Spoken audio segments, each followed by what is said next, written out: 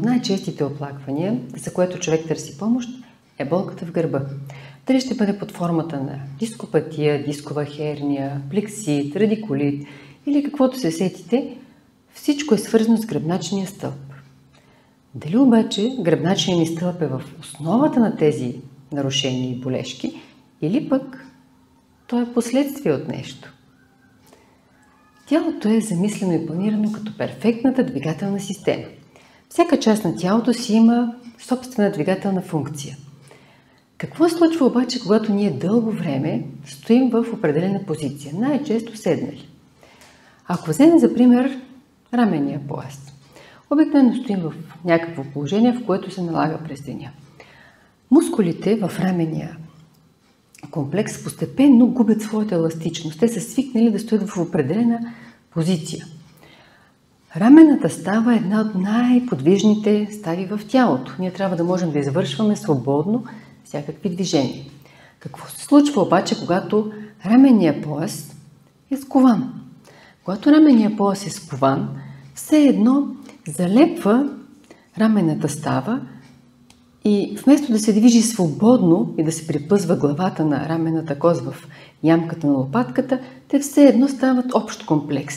И тогава вместо да движим свободно ръката, ние движим заедно целия раменен пояс. Като тук взима участие и гръбначния стълб.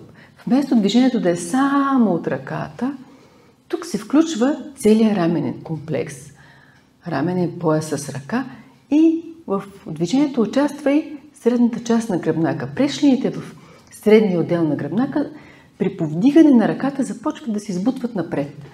Това с времето създава напрежение в тази зона.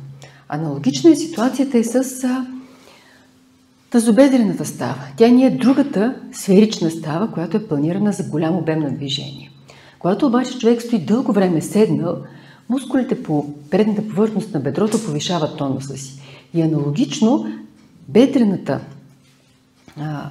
главата на бедрената кост сякаш се слепва с таза.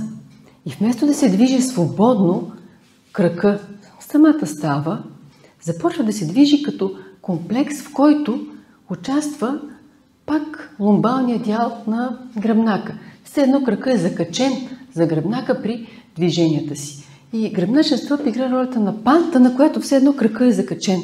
Когато ние сме стояли дълго време седнали, тръгнем да се движим изведнъж, тази скованост вече се е появила, ние започваме да претоварваме лумбалния дял на гръбнака. За разлика от костите на раменния пояс и на тазовия, които са големи кости, за които се закрепват големи мускулни групи, и в раменния комплекс имаме големи мускулни групи, и в тазовия, както кости, така и мускули, прешлините и техните мускулчета и лигаменти не са толкова масивни, не са предвидени да понасят толкова големи натоварвания. Функцията на гръбнака е да навежда тялото напред и назад, да го навежда настрани и да прави ротация.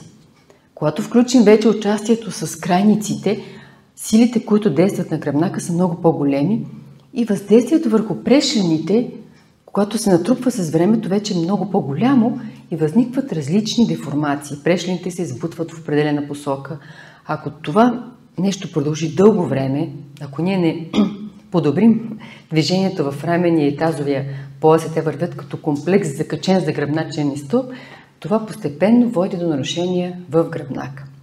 И дори да прилагаме лечение за гръбнака, да ходим на различни процедури, които лекуват гръбначния стълб, ако ние не подобрим подвижността на раменния и тазовия комплекс, те не станат, мускулите, които се залавят с тях, не станат отново функционални, за да може да се движат с лекота крайниците ни, каквото да правим за гръбначния стълб, болката ще се връща, защото сковаността остава.